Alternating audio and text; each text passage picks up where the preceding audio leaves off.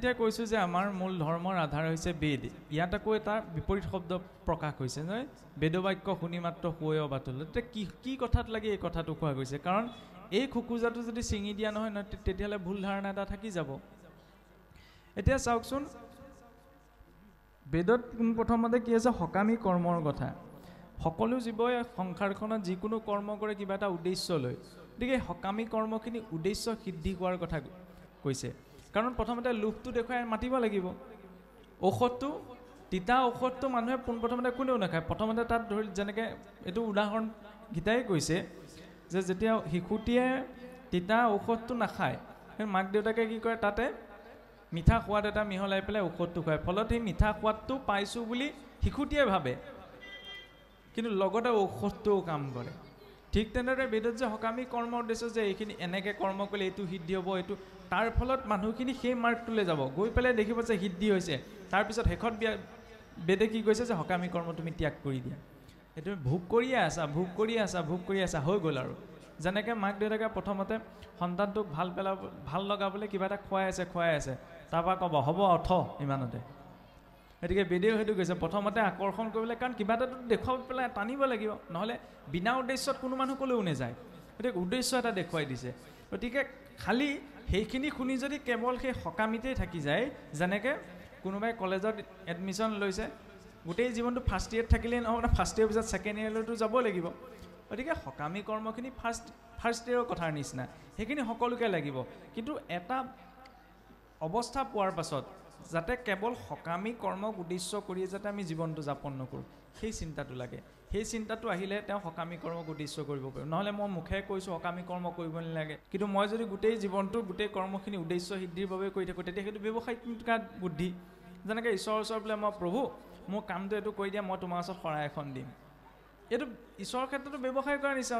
ঈশ্বৰে এতিয়া মোৰ শৰাইখনৰ লোভতে যেন বহি আছে, মই শৰাইখন দিলে ঈশ্বৰে, ভক্তজনে ভাবিব পাৰে যে প্ৰভু যে মোৰ এই কামটো সিদ্ধিৰ বাবে মই তোমাৰ চৰণত এনেদৰে সেৱাভাগ আগবঢ়াম। সেইটো দুখনীয় বুলি ক'বলৈ যোৱা নাই, কিন্তু এইটো বোলে আমুকখন শৰাই দিম, আমুকত চাকি দিমগৈ, তুমি এইটো কাম মোৰ কৰি দিয়া। তেতিয়া ঈশ্বৰৰ পৰা বিচাৰিবলৈ হ'লে আমাৰ কেপাচিটিটোতো লাগিব। আজি CMৰ পৰা বিচাৰিবলৈ আমাৰ সাধাৰণ মানুহৰ কেপাচিটি আছে জানো? গাৰ্ডকেইজনে খেদি নপতা মানে ক'ৰ মানুহ কি কথা? এতিয়া ঈশ্বৰৰ সৈতে চিনাকিটো ভাল হ'ব লাগিব খুজিবলৈ, নহয়নে? তেতিয়াহে ঈশ্বৰে দিব। চিনাকিটো ভাল কৰিবলৈ হ'লে এই উপাসনাটো লাগে, সদায় ঈশ্বৰক উপাসনা, যাতে তেওঁৰ সৈতে চিনাকিটো ভাল হয়, প্ৰয়োজনত যাতে মাতিলে তেওঁ আমাৰ বাবে উপলব্ধ হয়। এতিয়া চাওকচোন আমাৰ কি হয়, এতিয়া জ্ঞান যুগৰ পাছতে প্ৰসংগ আহিছে কৰ্ম সন্ন্যাস। ঈশ্বৰে পোনপ্ৰথমতে সাংখ্য জ্ঞান দিলে, তাৰপৰা ক'লে তুমি কৰ্মৰ ব্যৱস্থাবিলাক কেনেকুৱা। এতিয়া কৰ্মক আচৰণ কৰিবলৈ জ্ঞান যুগৰ কথাই ক'লে যে জ্ঞানে থাকি পেলাই তুমি কৰ্ম কেনেকৈ আচৰণ কৰিবা। ইয়াৰ পাছত আকৌ কৰ্ম সন্ন্যাসৰ কথা আহিলে। কৰ্ম সন্ন্যাসৰ কথা কি আহিলে? কাৰণ কৰ্ম আমি অকৰ্ম আচৰণ কৰিছোঁ, ঠিক আছে, কিন্তু সেই অকৰ্মত কিদৰে নিবৃত্তিটো উপজিব তাৰ বাবে লাগিব বিৰক্তিটো। বিৰক্তিটো এতিয়া কেনেকৈ নাহে আমাৰ? এই প্ৰসংগটিয়ে কৈছে যে ধ্যায়েতো বিষয়ান পুংস সংগাস্তে সুপজায়তে সংগাত সংজায়তে কাম কামাত ক্ৰোধাৎ বিজায়তে ক্ৰোধাৎ ভবতি সন্মোহাৎ সন্মোহাৎ স্মৃতিভংসাদ স্মৃতিভংসাদ বুদ্ধিনাশ প্ৰণশ্যতি। যে মানুহে কিবা এটা পোনপ্ৰথমতে পোৱাৰ বাবে কি উৎপন্ন হয়? কামনাটো। কামনা আহিলে কামনাটো যেতিয়া সিদ্ধি নহয় তেতিয়া বাসনা, সেই বাসনা সিদ্ধি নহ'লে ক্ৰোধ উপজিলে হিতাহিত চিন্তা কৰিব নোৱাৰে, তেতিয়া বুদ্ধিভ্ৰষ্ট হয়, বুদ্ধিভ্ৰষ্ট হ'লে জীৱৰ নাশ হয়। গতিকে এই সকামী কৰ্ম, কিবা এটা বোলে আমুকত শৰাই দিলে কামটো, শৰাইখন দিলেগৈ কামটো হোৱা নাই, তেতিয়াহ'লে খং দিব, বিশ্বাসটো নাইকিয়াহে হ'ব। সেইকাৰণে সকামী উদ্দেশ্যতে সকলো সিদ্ধি নহয়। বেদে পোনপ্ৰথমতে আকৰ্ষণ কৰিবহে বিচাৰিছে যে এইটো কৰ্ম কৰিলে তোমালোকৰ এইটো সিদ্ধি হ'ব, কিন্তু সিদ্ধি লাভ কৰাটোৱে আমাৰ উদ্দেশ্য নহয়। সেইকাৰণে তাৰপিছত আহিছে জ্ঞান কাণ্ড, জ্ঞানেৰে বিচাৰ কৰিব লাগিব। ইয়াৰ পাছত আহিছে উপাসনা কাণ্ড। এতিয়া ভগৱানৰ ওচৰলৈ যোৱাটো তিনিটা মাৰ্গ আছে নহয়নে? জ্ঞান মাৰ্গ আৰু কৰ্ম মাৰ্গ, ভক্তি মাৰ্গ। কৰ্ম মাৰ্গটো হৈছে শৰীৰটোক লৈ, শৰীৰটো হৈছে ক্ষৰ, সেইকাৰণে ক্ষৰ অপৰা বিদ্যাক লৈ হৈছে কৰ্মযোগ, আৰু পৰা বিদ্যা অক্ষৰ হৈছে এই শৰীৰটোত কোন আছে? শৰীৰ ৰূপত আত্মা, সেই অক্ষৰক লৈ হৈছে জ্ঞান যোগ। কিন্তু এই দুয়োৰে নিয়ন্ত্ৰণ কৰ্তাজনক লৈ হৈছে ভক্তি যোগ। সেইকাৰণে ভক্তি যোগক শ্ৰেষ্ঠ বুলি কোৱা হৈছে, ভক্তি যোগক বিশেষ যোগ উচ্চতে বুলি কোৱা হৈছে। কাৰণ কৰ্মযোগ কাক লৈ কৰিম? শৰীৰটোক লৈ। জ্ঞান যোগ আত্মাক লৈ, কিন্তু এই দুয়োৰে যিজন নিয়ন্ত্ৰক সেইজনক লৈ হৈছে ভক্তি যোগ। তেতিয়া ভক্তিৰ কথা ঈশ্বৰে আগৰ কথাই ক'ব লাগিছিল। দ্বাদশ অধ্যায়তে ভগৱান কৃষ্ণ অৰ্জুনক ভক্তিৰ কথা কৈছেগৈ, আগতেই ক'ব লাগিছিল, আগতে কেলে নাই কোৱা? ল'ৰা ছোৱালী যেতিয়া ফটো এখন তোলে, ফটো তোলোতে ল'ৰা ছোৱালী ক'ত ৰৈ থাকে? মাক দেউতাকৰ মাজত। কৰ্ম মাৰ্গ আৰু জ্ঞান মাৰ্গ হৈছে ৰক্ষা কৰিবলৈ, মাজত কোন আছে? ভক্তি মাৰ্গ। কৰ্মক ত্যাগ কৰিবলৈ কোৱা নাই নহয়, জ্ঞানকো ত্যাগ কৰিবলৈ কোৱা নাই নহয়, কিন্তু জ্ঞান আৰু কৰ্মৰ উদ্দেশ্য কি? ভক্তি সাধন কৰা হ'ব লাগিব। কৰ্ম নকৰাকৈ কোনো থাকিব নোৱাৰে, সেই কৰ্মৰ প্ৰতি শ্ৰদ্ধাটো লাগিব, ভক্তি লাগিব। জ্ঞানত শালীনতাটো থাকিবলৈ হ'লে, কাৰণ জ্ঞানো অহংকাৰৰ কাৰণ হ'ব পাৰে নহয়, মই জানিছোঁ, মই বুজিছোঁ, মই কৰিছোঁ, তেতিয়াহ'লে সেই জ্ঞান ঈশ্বৰমুখী জ্ঞান হ'ব লাগিব। তেতিয়া সেই কৰ্ম আৰু জ্ঞান মাৰ্গে ভক্তিক পৰিস্ফুট কৰিব। আৰু তাৰ বাবে কি লাগিব?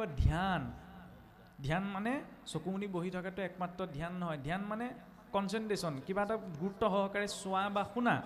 সেইকাৰণে কৰ্ম সন্ন্যাসৰ পাছতে কি কৈছে? এই কামনাৰ পৰা নিবৃত্তি হ'বলৈ। কামনাৰ পৰা নিবৃত্তি হ'লে লৌকিক কৰ্ম এটা আচৰণ কৰিও তেওঁ সন্ন্যাস প্ৰাপ্ত হ'ব পাৰে। সন্ন্যাস মানে কি? নিৰাসক্তিৰ ভাৱ। যেতিয়া লৌকিক কৰ্মটোত নিৰাসক্তিটো থাকিব, তেতিয়া স্বভাৱতে তেওঁ কৰ্ম সন্ন্যাস উপজিব। আৰু সেই কৰ্ম সন্ন্যাস উপজিবলৈ তেতিয়া কি লাগিব? ধ্যান লাগিব। যে কামটো কৰোঁতে যেনেকৈ আমি কওঁ গুৰুত্ব সহকাৰে কৰিব লাগে, যিমানে গুৰুত্ব দিম সিমানে কামটো শুদ্ধ হ'ব। এতিয়া ঈশ্বৰক পোৱাৰ বাবেও কৈছে, ঈশ্বৰৰ ধ্যান বিধি দিছে ন। নাসিকাৰ অগ্ৰত সম্পূৰ্ণ চকু দুটা মুদ নোযোৱাকৈ বা জাপি নিদিয়াকৈ নাসিকাৰ অগ্ৰত ধ্যান কৰি পেলাই নিজৰ মনটো একাগ্ৰ কৰিব লাগে, এইটো ধ্যান বিধি। আৰু ধ্যান যোগৰ আটাইতকৈ হায়াৰ লেভেলটো কি? সমত্তম যোগ উচ্চতে। সমদৰ্শনী হৈছে ধ্যান যোগৰ আটাইতকৈ উত্তম স্থিতি, সকলোতে সেই বিষ্ণুক দৰ্শন কৰিব পৰাটো। তেতিয়া কি হ'ব? সেই অক্ষৰ ব্ৰহ্মক জানিব পাৰিম, যি কোনো কালে ক্ষৰ হোৱা নাই। সেইবাবে ইয়াৰ পাছতে আহিছে অক্ষৰ ব্ৰহ্ম যুগ। অক্ষৰ ব্ৰহ্ম যুগৰ পাছতে আহিছে ৰাজগুহ্য বা ৰাজবিদ্যা যুগ। অক্ষৰ ব্ৰহ্মক জানিবলৈ হ'লে কিবা এটা বস্তু আমি হীৰা এটুকুৰাই যেনিবা ৰাস্তাত হেৰাই পালোঁ, হীৰা টুকুৰাৰ মূল্যটো যদি বুজি নাপাওঁ, তেতিয়াহ'লে আমি তাৰ প্ৰয়োগটো নাজানিম।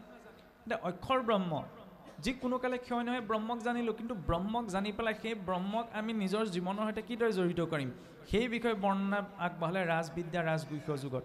যে ভক্তিক আটাইতকৈ ৰাজগুহ্য যুগ ৰূপত ঈশ্বৰে বিশেষ ৰূপত তাক বৰ্ণনা কৰি দেখুৱালে। আৰু সেই বৰ্ণনা কৰাৰ পাছতহে ঈশ্বৰে বিভূতি যুগলৈ গৈছে। অৰ্থাৎ এই সৃষ্টিখনত যিমান তত্ত্ব আছে, জীৱৰ পৰা জড়লৈকে, মহাপুৰুষে যে লিখিছে যে যত জীৱ জংগম কীট পতংগম অগনগ জগতে ৰিকায়া। বিভূতি যুগত ভগৱন্তইনো কি দেখুৱালে? যে পৰুৱাটোৰ পৰা সেই বিৰাট ব্ৰহ্মাণ্ডলৈকে, অসুৰৰ পৰা দেৱতালৈকে সকলোতে কোন ব্যাপ্ত হৈ আছে? এই ঈশ্বৰেই ব্যাপ্ত হৈ আছে।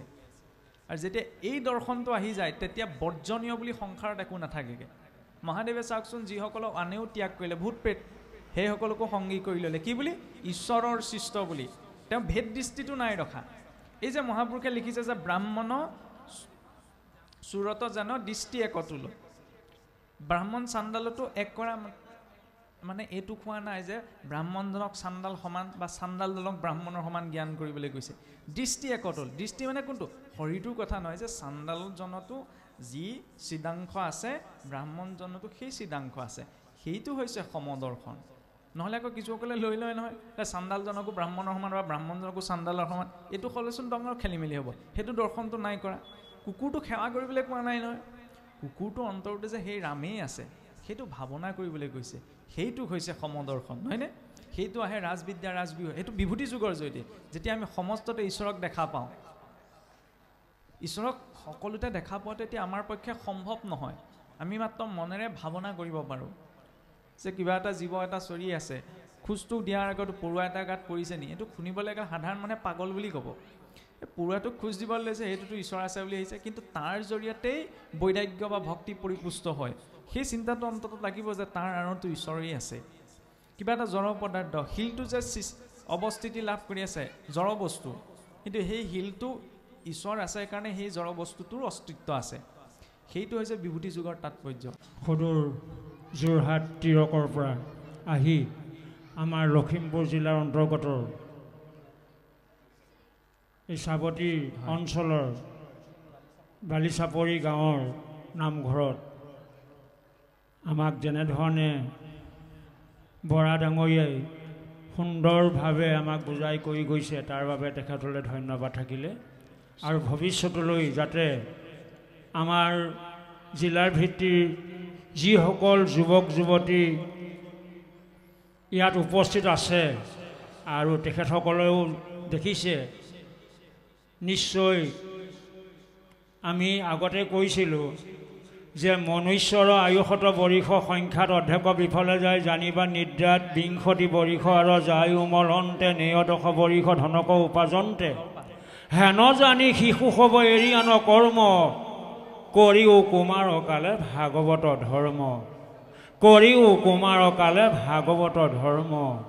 অৱশ্যে ভগৱন্তৰ গুণ কীৰ্তন শ্ৰৱণ কীৰ্তন কৰিবলৈ কম বয়সৰ পৰা যদি আগবাঢ়ি যায় তেতিয়াহ'লে তেখেতসকলে নিশ্চয় কৃতাৰ্থ লাভ কৰিব। তাৰ প্ৰমাণ আমাৰ সদূৰ যোৰহাট জিলাৰ টিয়ক অঞ্চলৰ মাধুৰ্য বৰাদেৱৰ পৰাই আমি নৱপ্ৰজন্মসকলক জনাব বিচাৰিছোঁ। তাৰ বাবে বৰা ডাঙৰীয়ালৈ আমি ধন্যবাদ দিছোঁ কৃষ্ণ।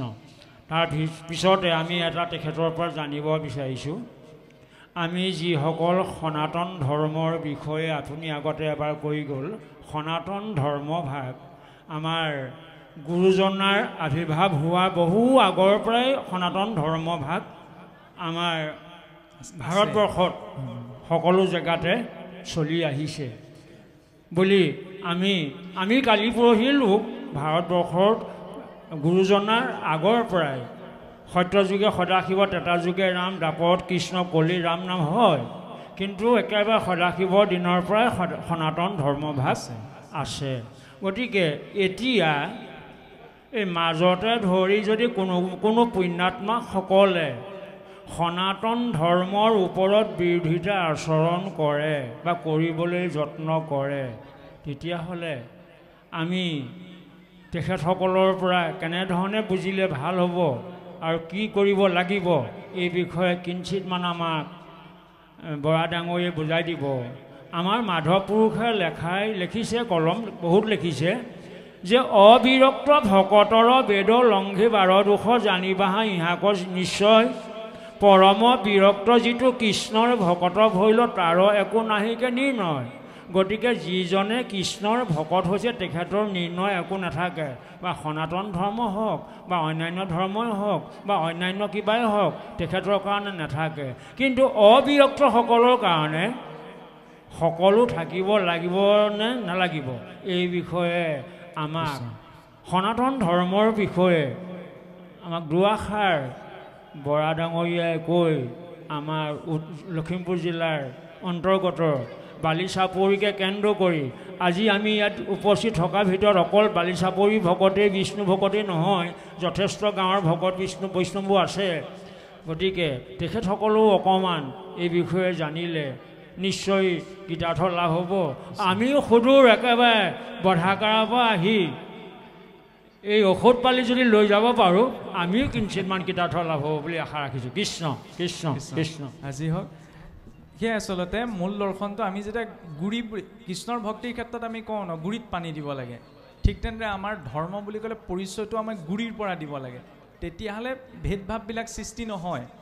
কিন্তু যদি গাই গুটিয়াকৈ আমি পৰিচয় দিওঁ তেতিয়া খেলি মেলি সৃষ্টি হয়, কাৰণ মোৰ কথা এতিয়া আপোনাৰ কথা নিমিলা হৈ পৰে। এতিয়া সনাতন ধৰ্ম বুলি ক'লে মহাপুৰুষেও লিখিছে যে অতি বিতুপন ইটো ধৰ্ম সনাতন আকেহে কীৰ্তন কৰে মহন্তসকল, যে সনাতন ধৰ্মৰে কীৰ্তন আদিৰে পৰা সন্ত মহন্তসকলে কৰি আহিছে।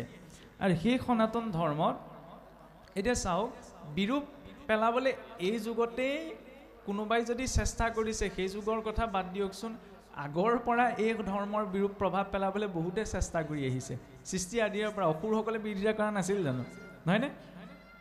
অসুৰসকলে এই ধৰ্মটোকেতো ঋষিসকলক ভস্ত কৰি পেলাই এই ধৰ্মটোকেতো আঁতৰাব বিচাৰিছিল, কিন্তু সফল হ'ল জানো? নহ'ল নহয়। আৰু বৰ্তমান সময়তো যদি চাওঁ, এইখন ভাৰতলৈ মোগলসকল আহিল, নহয়নে? পৰ্তুগীজ আহি গ'ল, আকৌ আপোনাৰ নালন্দা বিশ্ববিদ্যালয়ত 2 লাখ কিতাপ পত্ৰ খিলিজেচোন জ্বলাই ভস্ম কৰি থৈ গ'ল। তাৰপাছত আমাৰ গৃহে গৃহে ভাগৱত কেনেকৈ প্ৰকাশ পালে? কাৰণ এই সনাতন ধৰ্ম কোনো অপসংস্কৃতিয়ে শেষ কৰিব নোৱাৰে, লাগিলে যিমানেই চেষ্টা নকৰক কিয়, কাৰণ এই সনাতন ধৰ্ম স্বয়ং ঈশ্বৰৰ সৈতে জড়িত। এতিয়া মই মোৰ পিন্ধি থকা চোলাটো মই নষ্ট হ'বলৈ দিম নি? এতিয়া যাৰ জৰিয়তে ঈশ্বৰৰ অস্তিত্ব জড়িত হৈ আছে, ঈশ্বৰে তেতিয়াহ'লে দিবনে? ঈশ্বৰে কিয় কৈছে সম্ভৱ আমি যুগে যুগে যুগে যুগে যে অৱতাৰ হয় কাৰ বাবে? এই ধৰ্ম ৰক্ষাৰ বাবে, এইটো নহয় জানো? আৰু চাওকচোন, মোগলসকলে আহি ইমানখিনি অত্যাচাৰ কৰিলে, ইংৰাজসকলো আহিলে, ইংৰাজে আহি পেলাই মেইন প্ৰধান আটাইতকৈ ডাঙৰ এটেকটো কি কৰিলে? আমি ভাবিলোঁ আমাৰ ৰাজ্য শাসনতন্ত্ৰ লৈ ল'লে, ৰজাসকলক নিজৰ তলতীয়া কৰি ল'লে। ডাঙৰ এটেকটো আমাৰ শীতলভাৱে কৰিলে।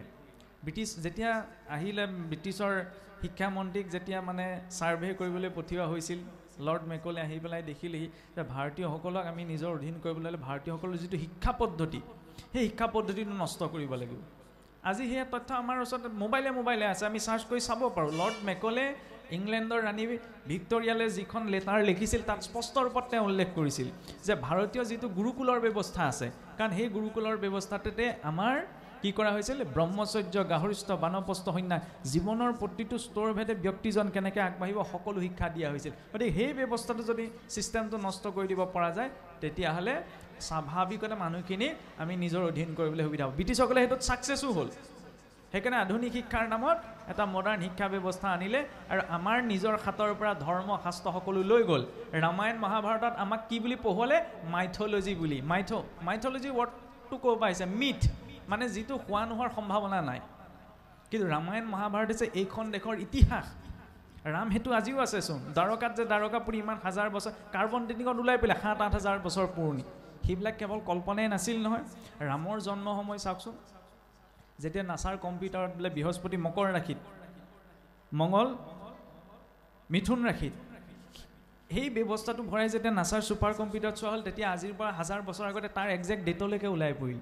তেতিয়াহ'লে সেইখিনি বাল্মীকিয়ে কল্পনা কৰি লিখিছিল নে? চাওকচোন, গেলিলিও 1826 নে 82 চনত টেলিস্কোপে চাইহে গ্ৰহৰ কথা কৈছিল। তেতিয়াৰ পৰাতো আমাৰ নৱগ্ৰহৰ ধাৰণা আছে, নহয়নে? দক্ষিণ ভাৰতত 19ৰ দশকতহে আপোনাৰ আল্ট্ৰাচাউণ্ড এক্সৰে উদ্ভাৱন হোৱাৰ পাছত মাতৃগৰ্ভত সন্তান বিকাশৰ বিষয়ে গম পায়। ভাগৱতৰ 3য় স্কন্ধ মেলিছে, গোটেই গাইনলজি ডেছক্ৰিপশ্যন কপিল প্ৰভুৱে দি থৈছে। পৰমাণুৰ সংজ্ঞা প্ৰথম পাশ্চাত্যৰ বিজ্ঞানী জন ডেলটনেহে দিছিল, কিন্তু তাৰ আগতে ঋষি কণাদৰ বৈশেষিক সূত্ৰ, নিউটনৰ গতিসূত্ৰলৈকে উল্লেখ আছে। ত্ৰিকোণমেট্ৰি, মেথেমেটিক্সৰ আটাইতকৈ টান কনচেপ্ট। ত্ৰিকোণমেট্ৰি বুলি ক'লে আমি ভয় খাওঁ, বহুত টান। কিন্তু সেই ত্ৰিকোণমেট্ৰিৰ কনচেপ্ট আজিৰ পৰা 1000 বছৰ আগতে আৰ্যভট্টই দি থৈছে। সেইটো সংস্কৃতিৰ লোক হৈছোঁ আমি। আমি সনাতন ধৰ্ম বুলি ক'লে চাওকচোন কেইটামান নীতি নিয়মকে নুবুজোঁ। আমি সনাতন ধৰ্ম, বেদৰ ধৰ্ম, গণিতম মূৰ্ধ নিশ্চিতম। বিশ্বত এনেকুৱা কোনটো ধৰ্ম আপুনি বিচাৰি পাব য'ত কোৱা হৈছে বোলে গণিতহে শিক্ষত আছে? কাৰণ এইটো ধৰ্মৰ অংগ বুলিলে ইয়াত গণিত আছে, ৰসায়ন বিদ্যা আছে, পদাৰ্থ বিদ্যা আছে। সেইকাৰণে চাওকচোন, যেতিয়া পদাৰ্থ বিজ্ঞানৰ কোৱাণ্টাম পদাৰ্থ বিজ্ঞানৰ জনক বুলি মেক্স প্লাংকক কোৱা হয়, ইণ্টাৰভিউ লওঁতে কৰিলে বোলে আপুনি ইমান এটা টাফ কনচেপ্ট ক'ৰ পৰা পালে?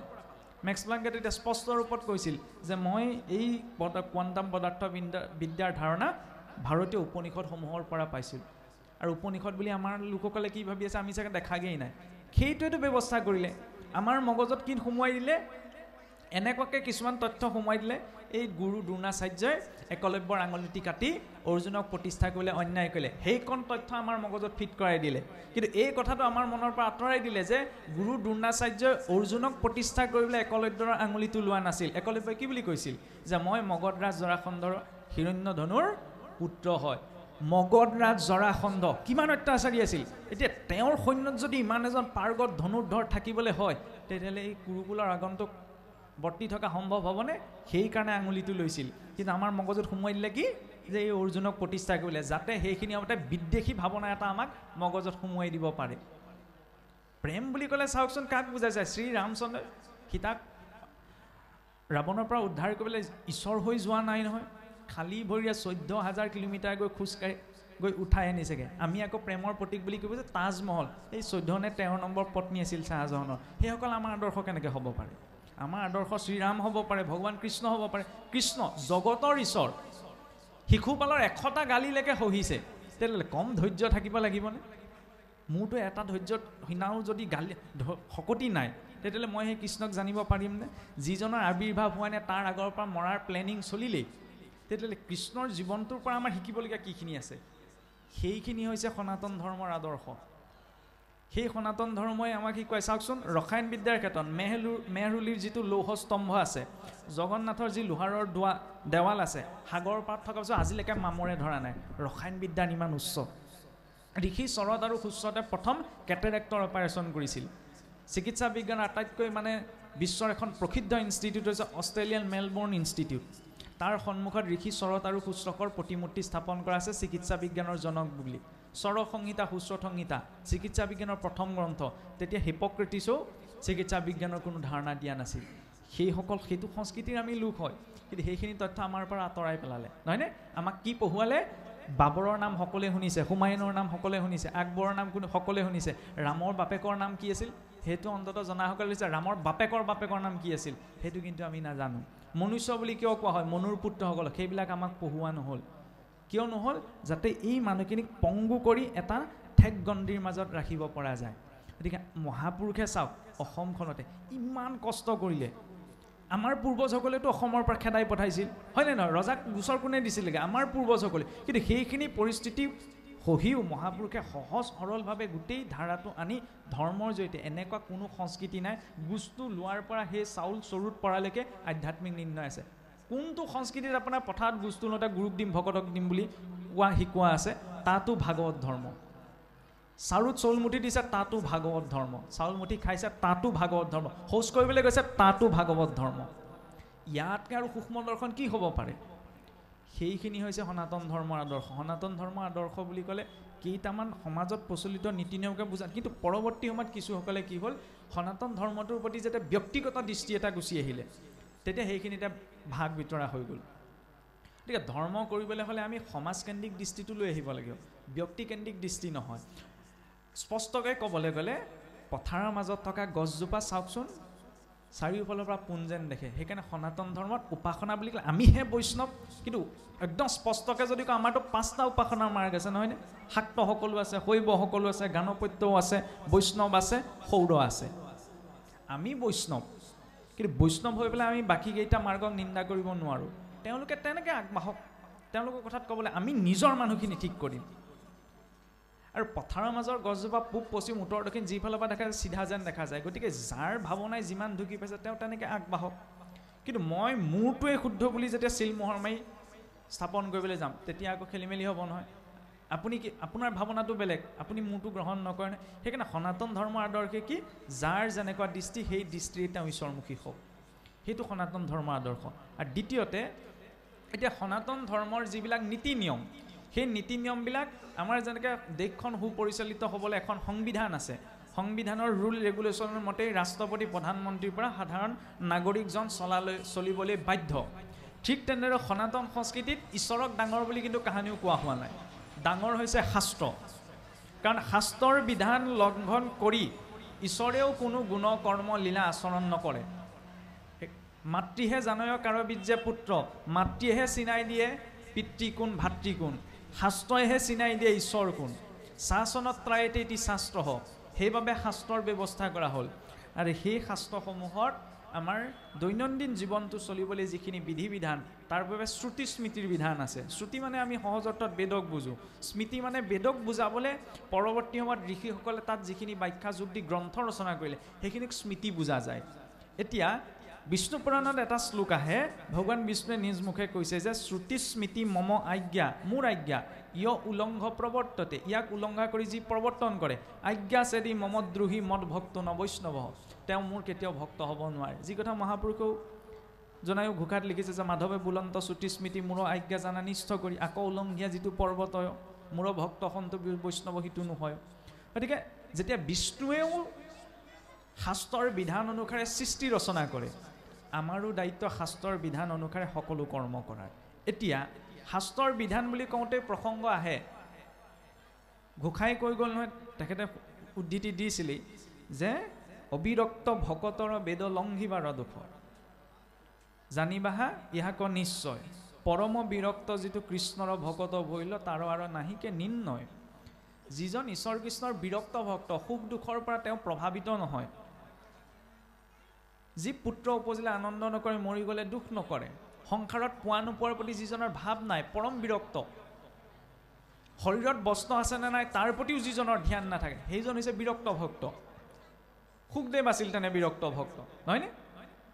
সুখদেৱ দিগম্বৰ, উলংগ আৰু দিগম্বৰ দুটা বেলেগ বস্তু। আমি যদি কাপোৰবিলাকতে তেতিয়া আমি উলংগ হ'ম, কিন্তু যিজনে দিগসকলক নিজৰ অম্বৰ অৰ্থাৎ বসন কৰি লৈছে সেইজন হৈছে দিগম্বৰ। মহাদেৱকো দিগম্বৰ বুলি কোৱা হয়, উলংগ নহয়। সেয়া প্ৰদৰ্শিত নগ্নতা নহয়, যেতিয়া শিশুটিৰ শিশু ভাৱত শৰীৰত বস্ত্ৰ আছে নে নাই, কাৰণ সি মায়াত নাথাকে, সেইকাৰণে শৰীৰটোৰ প্ৰতি লাজ লজ্জাটোতো এটা বন্ধন, যিটো গোপীসকলে কৰিছিল ভগৱান কৃষ্ণৰ আগত বস্ত্ৰ হৰণ কৰাৰ সময়ত, নহয়নে? লজ্জাটো এক প্ৰকাৰ বন্ধন। পৰম বৈৰাগ্যৰ স্থিতিত সেই বস্ত্ৰও শৰীৰৰ পৰা আঁতৰি যায়গৈ। যি ৰূপত মাতৃগৰ্ভৰ পৰা জন্ম হৈছে সেই ৰূপত স্থিতি, সেই বিৰক্তৰ স্থিতি। সেই বিৰক্ত ভক্ত এজনে যদি শাস্ত্ৰবিহিত এটাও নিয়ম নকৰে, তেতিয়াহ'লে তেওঁ কোনো দুখৰ ভাগী নহয়, কাৰণ তেওঁ মুক্ত। কিন্তু আমি মুক্ত নহয়, আমি ঘৰখনৰ সৈতে জড়িত হৈ আছোঁ। গতিকে আমাৰ দায়িত্ব শাস্ত্ৰীয় বিধি বিধান অনুসৰি কৰ্ম কৰা, কাৰণ শাস্ত্ৰীয় বিধি বিধানক দৈত্যও ত্যাগ কৰা নাই, অসুৰেও ত্যাগ কৰা নাই। এইখিনি কথা আচলতে জ্যেষ্ঠসকলৰ কাৰণে নহয়, বিশেষকৈ আমাৰ উঠি অহা যুৱ প্ৰজন্মৰ কাৰণে। গীতা শাস্ত্ৰভাগ বোলে মানুহৰ জীৱনৰ মেনুৱেলৰ নিচিনা, যেনেকৈ মোবাইলটোৰ লগত মেনুৱেল কাৰ্ড এখন আহে, মোবাইলটো বেয়া হ'লে জনাজনে মেনুৱেলখন পঢ়ি ল'ব। গতিকে জীৱনটোত কিবা সমস্যা হ'লে কাৰ ওচৰলৈ যাম? গীতা শাস্ত্ৰ। গীতা শাস্ত্ৰ অধ্যয়ন কৰাৰ এটা বিশেষ সূত্ৰ আছে। আন যিকোনো গ্ৰন্থ অধ্যয়ন কৰিবলৈ হ'লে আমি প্ৰথমৰ পৰা শেষলৈকে পঢ়িব লাগিব, তেতিয়া মানে মূল সাৰাংশটো বুজি পাওঁ। গীতা শাস্ত্ৰৰ বিশেষত্ব কি? কোনোবা এজন ব্যক্তিয়ে মাজত ধৰি যদি পাত এটা উলিয়াই দিছে, সেই পাতটোৰ পৰাও যদি পঢ়িবলৈ আৰম্ভ কৰে, তেতিয়াহ'লে তেওঁ তাৰ পৰাও কিবা এটা সূত্ৰ উলিয়াব পাৰিব। আৰু সেই গীতা শাস্ত্ৰৰ সেই বিশেষত্বটোকে বুজি পায় আজি কেম্ব্ৰিজ, হাৰ্ভাৰ্ড, অক্সফৰ্ডৰ দৰে ইউনিভাৰ্চিটিত চাইক'লজিত এইটো কম্পালচৰি কোৰ্চ হিচাপত যুক্ত কৰা হৈছে।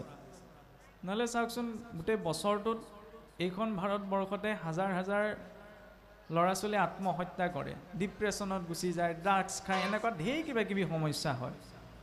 আৰু নেশ্যনেল ক্ৰাইম ৰিপৰ্টিং ব্যুৰোৰ এটা ছাৰ্ভে অনুসৰি এই আমাৰ ভাৰতবৰ্ষতেই হওক বা বিশ্বত দিনক দিনে অপৰাধ প্ৰৱণতা যে বৃদ্ধি পাইছে, তাৰ এটা মেইন কাৰণটো হৈছে মানে শুদ্ধ অশুদ্ধৰ সঠিক বিচাৰটো নজনাৰ বাবে।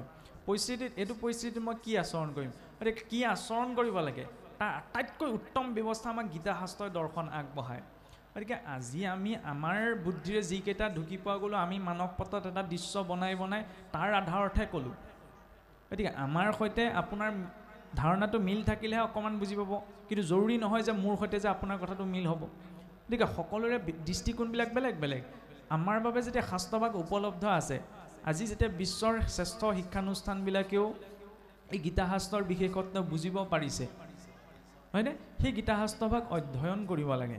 পদ দুলৰি চন্দে আমি বুজি নাপাওঁ, কিন্তু আজিকালি মোবাইলটোত এনেকুৱা কিছুমান এপো উপলব্ধ, ডেকাসকলে জানিব যে সেই এপবিলাকত গীতা শাস্ত্ৰভাগ অডিঅ' হিচাপতো শুনিবলৈ পোৱা যায়। সকলো ভাষাতে উপলব্ধ, ইংৰাজী, হিন্দীৰ পৰা আৰম্ভ কৰি বিশ্বৰ প্ৰায়বিলাক ভাষাতে। গতিকে তাৰ শ্ৰৱণৰো ব্যৱস্থাটো এইকাৰণেই লাগে যে তাৰ পৰা প্ৰত্যক্ষৰ আপুনি পঢ়িব নোৱাৰিব পাৰোঁ, শ্ৰৱণৰ জৰিয়তে সেইখিনি লাভ কৰিম। গতিকে জীৱনত যিখিনি প্ৰয়োজনীয় সাধন, যিখিনি শক্তি লাগে, সেয়া গীতা শাস্ত্ৰৰ পৰা আমি পাব পাৰোঁ। ইয়াতে প্ৰেৰণা লাভ কৰি চাওকচোন, ফ'ৰ্ড কোম্পানীৰ মালিক আলফ্ৰেড ফ'ৰ্ডে নিজৰ কোটিটকীয়া সম্পত্তি ত্যাগ কৰি আহি এতিয়া ভাৰতবৰ্ষত বাস কৰি নাম লৈছে অম্বৰীশ দাস। এলাপেচা কোম্পানী নহয় আকৌ, সেই ফ'ৰ্ড কোম্পানী গাড়ী কিনিবলৈকে একদম ডাঙৰ ডাঙৰ অফিচাৰৰ পৰা বলীয়া হৈ থাকে, বহুত দামী, বিশ্বৰ আটাইতকৈ এটা নামী দামী কোম্পানী। তেওঁ কি অভাৱ আছিল? নিজৰ ইমান বিলিয়ন ট্ৰিলিয়ন টকাৰ মালিক হোৱাৰ পাছতো তাক এৰি থৈ আহি এতিয়া ভাৰতত বাস কৰি সনাতন ধৰ্মত দীক্ষিত হৈ অম্বৰীশ দাস নাম লৈ গীতাৰ জ্ঞান প্ৰচাৰ প্ৰসাৰৰ বাবে নিজকে নিয়োগ কৰিছে। আমিতো ইমানখিনি কৰিব লাগে, আমি সেইটো সংস্কৃতি, বিশ্বৰ আটাইতকৈ শ্ৰেষ্ঠৰ জ্ঞান আমি নিজৰ আধ্যাত্মিক ধৰোহৰ ৰূপত পাইছোঁ। গতিকে চৰ্চাটো লাগে। চৰ্চা এনেদৰে সম্ভৱ নহ'বও পাৰে, সেইকাৰণে অকণমান গীতা ভাষ্য, মহাপুৰুষসকলে লিখি থৈ যোৱা ভাষ্য গ্ৰন্থ আছে, মোবাইলটোতো আমি অধ্যয়ন কৰিব পাৰোঁ, সেয়া আমি বিচাৰি চাব লাগিব, তেতিয়া আমি পাম। জ্যেষ্ঠসকলক আমি নকওঁ, তেওঁলোকে এটা অভিজ্ঞতা পুষ্ট পৰিসীমা পাৰ কৰিছে, কিন্তু আমাৰ দৰে উঠি অহা ল'ৰা ছোৱালীৰ কাৰণে প্ৰয়োজনীয় গোটেইখিনি ইয়াত আছে। প্ৰয়োজন মাত্ৰ অকণমান অধ্যয়ন কৰাৰ, আৰু প্ৰযুক্তিবিদ্যা ইমান সহজ কৰি দিলে যাতে মোবাইলটোৰ জৰিয়তেও সেইকণ আমি চৰ্চা কৰিব পাৰোঁ। গতিকে হাতত উঠাই পেলাই চৰ্চা কৰিব লাগে। বিশ্বৰ ইমান শ্ৰেষ্ঠ বিজ্ঞানী, দাৰ্শনিক, ব্যৱসায়ীও যেতিয়া এইমুখী হৈছে, আমিতো নিজৰ ঘৰতে পাইছোঁ। আমি ভাবি আছোঁ তেওঁলোকে সকলো ভোগ কৰিলে, গৈ পেলাই যেতিয়া গম পালে নাই ইয়াত কাম নাই, এতিয়া আকৌ উভতিছে, আমি ভাবি আছোঁ কি তেওঁলোকৰ নিচিনা জীৱন যাপন কৰাটোৱে পুৰুষাৰ্থ। সেইটো নহয় নহয়। অকণমান আগত চাওকচোন, আমাৰ কথা ক'বই নালাগে, আপুনি মই যিটো সংস্কৃতিত ডাঙৰ দীঘল হৈছোঁ, সেই ৬-৭ বছৰ আগতেই বালক নাচিকেইটাই যমৰ দুৱাৰত গৈ ব্ৰহ্মবিদ্যাৰ বিষয়ে জানিবলৈ ইচ্ছা প্ৰকাশ কৰিছিলগৈ। যমে কৈছিল মই তোমাক এইখিনি নজানো, তাৰ বিপৰীতে তোমাক যিমান ভোগ লাগে লৈ লোৱা। কিন্তু ইমান স্থিৰতা আছিল যে কৈছিল যে প্ৰভু মোক এইখিনি নালাগে, মোক তুমি জ্ঞান দিয়া।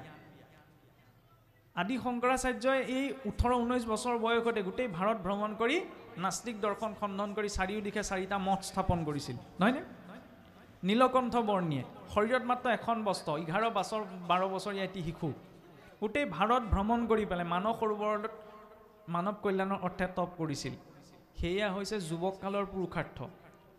আইফোন কিনাটোৱে আমাৰ যুৱককালৰ পুৰুষাৰ্থ হ'ব নালাগে বা দামী বাইক এখন কিনাতকৈ। সেই আইফোনৰ মালিক এতিয়া ক'ত আছে? সেই মনৰ শান্তি বিচাৰি গংগাদী প্ৰয়াগ যে হৈ আছে, গা ধুবলৈ আহিছে লৰেনা পাৱেল। তেতিয়া তেওঁ কি অভাৱ আছিল ইমানখিনি? আমিচোন ভাবিছোঁ আইফোন এটা লাগে, আইফোন এটা লাগে, আইফোন এটা হয়। মোবাইল, এইখিনি মোবাইল, বাইক, গাড়ী ঘোঁৰা এইখিনি জীৱনৰ যাৱতীয় বস্তু। কাৰোবাৰ সাধন গোটাইছে তেওঁ গোটাওক, কিন্তু তাৰ নিমিত্তে গোটেই জীৱনটো নহয়। আধ্যাত্মিক যিটো শান্তি সেইটো আমি এই শাস্ত্ৰীয় মাৰ্গটোতহে পাম। গতিকে সেই শাস্ত্ৰীয় মাৰ্গটোত থাকিলে আমি নিজকে তৃপ্ত হৈ জীৱনটো যাপন কৰিব পাৰিম। গতিকে সেই ভাৱনাৰে অকণমান চৰ্চা থাকক, আৰু আপোনালোকে চৰ্চা কৰিছেই, এনেদৰেই এই চৰ্চা অব্যাহত থাকক। সেই ভাৱনা ৰাখিয়েই আমিও এইখিনি ক'বলৈ যাওঁতে যদি কিবা অপৰাধ লৈছিলে তাৰ বাবে আমি সমস্ত জনৰ চৰণত ক্ষমা বিচাৰি আমাৰ বক্তব্য ইমানতে সামৰণি মৰা হৈছে, কাৰণ সময়ৰ দাগ সময়লৈও চাবলগীয়া হৈছে। কৃষ্ণ। কায়েন বাচা মনসেন্দ্ৰিয়ে वा বুদ্ধ্যাত্মনা প্ৰকৃতে স্বভাৱাৎ কৰোমি যদ্যৎ সকলম পৰস্मै নাৰায়ণায়েতি সমৰ্পয়ামি, নাৰায়ণায়েতি সমৰ্পয়ামি। কৃষ্ণ। কিমতে ভকতি কৰিব তোমাত হৰি হৰি হৰি।